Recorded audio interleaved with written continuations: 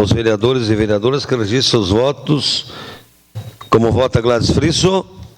Eu voto sim, senhor presidente. Obrigado.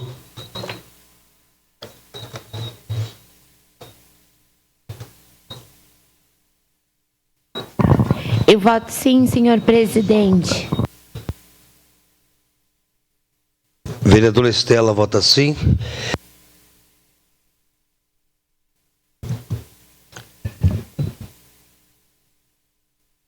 Vereador Fiuza vota sim. Encerrado o registro dos votos, encerrada a votação.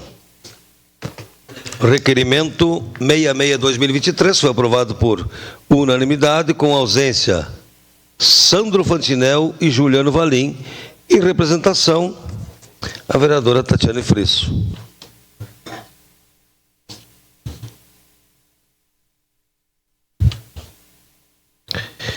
Em discussão única e votação,